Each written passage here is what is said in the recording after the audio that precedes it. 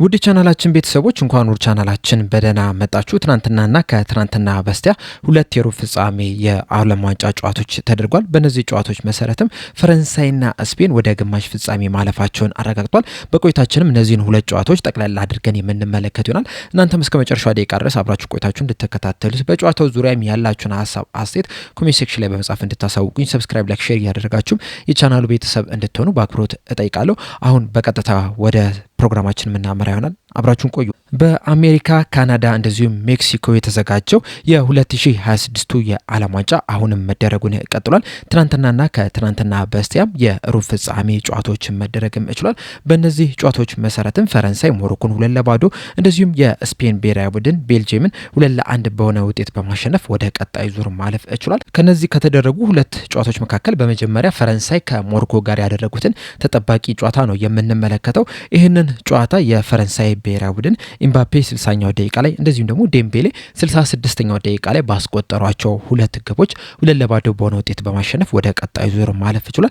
እንደምታስታውሱት በኳታር የ2022 የዓለም ዋንጫ ላይ እነዚህ ሁለት ሀገራቶች በግማሽ ፍጻሜ ተገናኝተው ነበረ። ያንንም ጨዋታ የፈረንሳይ ብሔራዊ ቡድን 2-0 በሆነ ውጤት በማሸነፍ ነበረ ወደ ፍጻሜ ማለፍ የቻለችው። አሁንም በተመሳሳይ ውጤት በማሸነፍ ወደ ግማሽ ፍጻሜ ማለፏን አረጋግጣለች። በዚህ ጨዋታ ላይ እንግዲህ የፈረንሳይ ብሔራዊ ቡድን የተሻለ የሚባል እንቅስቃሴን ማድረግ ይችላል።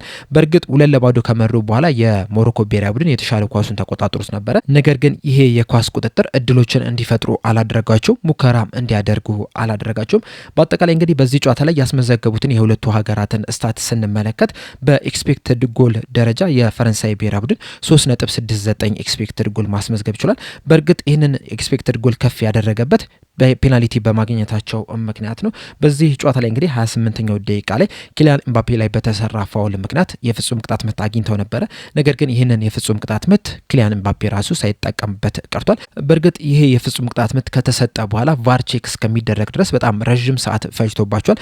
በተለይ ደግሞ ኪሊያን ኤምባፔ ኳሷን ለመምታት ካስቀመጣት በኋላ ዳኛው ፊሽካ ነፍቶ እስከሚመታው ድረስ ረዥም ሰዓት ፈጅቶባቸዋል። ብዙ ጊዜ ደግሞ ፔናልቲ ልትመታ ስትል ረዥም ሰዓት የሚፈጅ ከሆነ ከመምታት በፊት ሳይኮሎጂካሊ ጫና ያሳድርባል። ያም ጫና ደግሞ ኳሷን እንዲስታት አድርጎባታል። እናም ይቺ የተገኘችው ፍጻም ቅጣት ምትም በኤክስፔክትድ ጎሉ ላይ ከፍተኛ ጭማሪ እንዲኖር አድርጎታል። የሞሮኮን ስንመለከት ደግሞ 0.14 ኤክስፔክትድ ጎል ነው ማስመዝገብ የቻሉት እና በአጠቃላይ ይህንን ጨዋታ የፈረንሳይ ብሔራዊ ቡድን 3-0 እና 4-0 በሆነ ውጤት ማሸነፍ ይችሉ ነበር። ነገር ግን ያገኟቸውን እድሎች ባለመጠቀማቸው ምክንያት 2-0 በሆነ ውጤት አሸንፈው ሊወጡ ችሏል። እንደዚሁም በሙከራ ደረጃም የፈረንሳይ ብሔራዊ ቡድን ከሞሮኮ በጣም የተሻሉ ነው የነበሩት። በአጠቃላይ 22 ሙከራዎችን ማድረግ ችሏል። በዚህ ጨዋታ ላይ የሞሮኮ ብሔራዊ ቡድን 5 ሙከራዎችን ብቻ ነው ያደረጉት። ኢላማውን የጠበቀ ሙከራ በማድረግም የፈረንሳይ ብሔራዊ ቡድን 8 ኢላማውን የጠበቀ ሙከራ ማድረግ ችሏል። ሞሮኮ በአንጻሩ አንድ ብቻ ነው ኢላማውን የጠበቀ ሙከራ ማድረግ የቻሉት። እንደዚሁም ትልልቅ እድሎችን በመፍጠር የሞሮኮ ብሔራዊ ቡድን ምንም አይነት ትልቅ እድል ሳይፈጥሩ ነው ጨዋታው ያለቀው። የፈረንሳይ ብሔራዊ ቡድን በአንጻሩ 6 ትልልቅ እድሎችን ሊፈጥሩ ችሏል። ከጨዋታው በፊትም ስንላችሁ እንደነበረ የፈረንሳይ ብሔራዊ ቡድን የማጥቃት ኃይል የማጥቃት ጥንካሬ ይህንን ጨዋታ አሸንፎ እንዲወጡ ሊያደርጋቸው ይችላሉ ስላችሁ ነበረ። በዚህ ጨዋታ ላይም የፊት ለፊት መስመር ላይ 4 ተጫዋቾች ነበሩ የተሰለፉት። ዲዛሬ ዱዌ፣ ማይክል ኦሊሴ፣ ኡስማን ዴምቤሌ እንደዚሁም ደግሞ ኪሊያን ኤምባፔ ነበር በቋሚነት የተሰለፉት። ኦልሞስት ወደ 4-2-3-1 አይነት ፎርሜሽን የተጠቀሙትና በአራት የማጥቃት ኃይል ነበረ ሞሮኮን ሲፈትኑ የተመለከት ነው። እናም የበለጠ ብዙ ሙከራዎችንም እንዲያደርጉም ረድቷቸዋል። በዚህ ጨዋታ ላይ የሞሮኮ ብሔራዊ ቡድን የተጠቀመው ታክቲክም ለራሳቸው ትልቅ ፈተና ሲሆን ተመልክተናል። ከጨዋታው በፊትም ስላችሁ እንደነበረ የሞሮኮ ብሔራዊ ቡድን በዚህ ጨዋታ ላይ ቅድሚያ ትኩረት ሲሰጡበት የነበረው መከላከሉ ላይ ነው የነበረው። በተለይ በጣም ጥቅጥቅ ብለው ነበረ ሲከላከሉ የነበሩት ከኳስ ውጪ። ከኳስ ጋር በሚሆኑበት ሰዓት በሶስት ተጫዋቾች መስርቶ ለመውጣት ጥረት ሲያደርጉ ተመልክተናል። በተለይ ደግሞ ሀኪሚ በጣም ወደፊት እየገፋ ሲጫወት ተመልክተናል። ሀኪሚ እንደምናውቀው በፒኤስጂ እንደዚሁም ደግሞ በቀድሞ ክለቦችም ስንመለከት እንደነበረ በሞሮኮ ብሔራዊ ቡድን በተደጋጋሚም እንደተመለከት ነው ለማጥቃት በጣም የቀረበ ተጫዋች ነው። በትናንትናው ጨዋታ ላይም 3 ቦታዎች ላይ ሲጫወት ተመልክተናል። በዋነኝነት በቀኝ ክንፍ ተከላካይ መስመር ቦታ ላይ ተጫውቷል። ከዛ በተጨማሪም ግን 10 ቁጥር ቦታ ላይ እንደዚሁም ደግሞ 9 ቁጥር ቦታ ላይ ሲጫወት የተመለከትንባቸው አጋጣሚዎች አሉ። በእርግጥ በቋሚነት አይደለም እዛ ቦታ ላይ ሲጫወት የነበረው፣ ነገር ግን በተወሰኑ አጋጣሚዎች ወደዛ እየሄደ በጣም ረዥም ርቀት ተጉዞ ለማጥቃት ጥረት ሲያደርግ ተመልክተናል። ተመልክተናል። ያ ደግሞ ለፈረንሳይ ብሔራዊ ቡድን በጣም ምቹ ሁኔታ ነበር የፈጠረላቸው። በተለይ 28ኛው ደቂቃ ላይ ከኤምባፔ ያገኘውን ፍጹም ቅጣት ምት ስንመለከት ሀኪሚ በጣም ወደፊት ተጠግቶ ለማጥቃት ጥረት በሚያደርግበት ሰዓት ባገኙት ክፍተት ተጠቅመው ነው እንግዲህ በጣም ወደፊት ሄደው ከዛ በኋላ ናዝራዊ ፋውል በመስራቱ ምክንያት ፔናልቲ ሊሰጣቸው የቻለውና የሀኪሚ የጨዋታ ስታይል ሞሮኮች ይዘውት የገቡት የጨዋታ ስታይል ለፈረንሳይ ብሔራዊ ቡድን በጣም የሚመች ሆኖላቸዋል። ከዛ በተጨማሪም በሶስት ተጫዋቾች ከኋላ መስርተው ሊወጡ በሚፈልጉበት ሰዓትም ቅድም እንዳልኳቸው የፈረንሳይ ብሔራዊ ቡድን በአራት የማጥቃት ባህሪ ባላቸው ተጫዋቾች ነበር ሲጫወት የነበሩትና ሃይ ፕረስ አድርጎ ኳሶቹን ለመቀማት በጣም ጥረት ሲያደርጉ ተመልክተናል። የቀሙበትም አጋጣሚም ጭምር አይተናልና የሞሮኮ ብሔራዊ ቡድን የተጠቀመው ታክቲክ ለራሳቸው ትልቅ እንቅፋት ሆኖባቸዋል። የፈረንሳይ ብሔራዊ ቡድን ግን አሁንም ድረስ 100% በሆነ ብቃታቸው ባይጫወቱም በጣም ምርጥ ቡድን እንደሆኑ በድጋሚ መመልከት እችለናልና በዚህ ዓለም ዋንጫ ላይ የፍጻሜ ተፋላሚ ዋንጫውንም አሸንፈው የመውጣት ከፍተኛ እድል እንዳላቸውም በደንብ እየተመለከተን ነው የምንገኘው። ነገር ግን ደግሞ ለፍጻሜ ለመድረስ ዋንጫውን ለማንሳት በግማሽ ፍጻሜ የስፔን ብሔራዊ ቡድንን የግድ አሸንፈው መውጣት አለባቸው። በእርግጥ ካለው ስኳድ ጥራት አንጻር ስንመለከተው ለፍጻሜ ብቻም አይደለም ዋንጫውን የማሸነፍ በጣም ከፍተኛ እድል አላቸው። ነገር ግን ደግሞ ያንን ያሳኩታሉ የሚለውን አብረን የምንመለከት ይሆናል። ትናንትና ምሽት ላይም ሌላ የሩብ ፍጻሜ ጨዋታ በስፔንና በቤልጂየም መካከል ተደርጎ ነበረ። ይህ ጨዋታ እንግዲህ በጣም አዝናኝ የሚባል ጨዋታ አልነበረም። ሙሉ ለሙሉ የስፔን ብሔራዊ ቡድን ጨዋታውን መቆጣጠር ችለው ነበረ። በእርግጥ በተወሰኑ አጋጣሚዎች ቤልጂየሞች ለማጥቃት ጥረት አድርገው በዛም አማካኝነት ጎል ሊያስቆጥሩ ይችላል።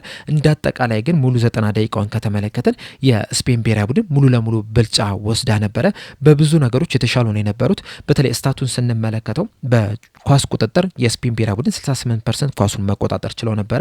1.96 ኤክስፔክትድ ጎል አስመዝግቧል። 17 ሙከራዎችን አድርጓል። 8ቱ ኢላማውን የጠበቀ ነው የነበረው። እንደዚሁም ደግሞ ሁለት ትልልቅ እድሎችንም ሊፈጥሩ ችሏል። ሁለቱንም ደግሞ ወደ ግብነት ሊቀይሩ የቻሉበት አጋጣሚ መፈጠርም ችሏል። በቤልጂየም በኩል 0.34 ኤክስፔክትድ ጎል ብቻ ነው ያስመዘገቡት። 5 ሙከራዎችን ማድረግ ሲችሉ ከአምስቱ ሁለቱ ኢላማውን የጠበቀ ሙከራ ነው የነበረው።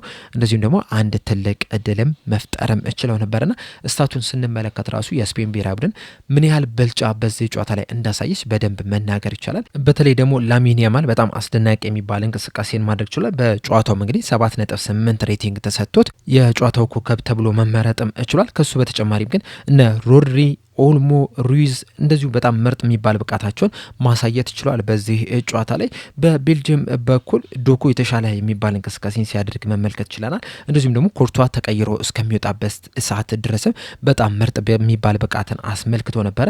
ነገር ግን 71ኛው ደቂቃ ላይ ባጋጠመው ጉዳት ምክንያት ተቀይሮ ሊወጣ ችሏል።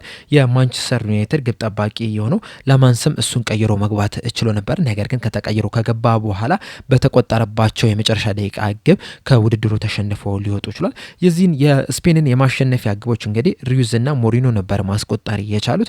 ሪዩዝ 30ኛው ደቂቃ ላይ ሲያስቆጠር ሞሪኖ ተቀይሮ ከገባ በኋላ 88ኛው ደቂቃ ላይ ባስቆጠራት ግብ የስፔን ብሔራዊ ቡድን አሸንፎ እንዲወጡ ማድረግ ይችላል።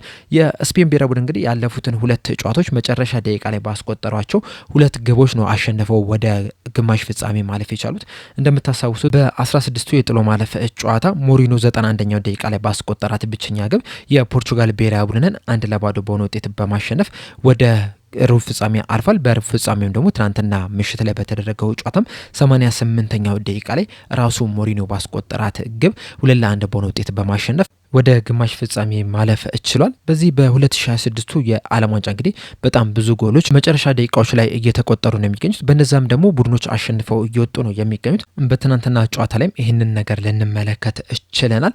ቀጣይም እንግዲህ በግማሽ ፍጻሜ ጨዋታ የፈረንሳይ ብሔራዊ ቡድን ከስፔን ብሔራዊ ቡድን ጋር የሚገናኙ ይሆናል። ይህም ጨዋታ በጣም አስደናቂ ጨዋታ ይሆናል ተብሎ ነው የሚጠበቀው።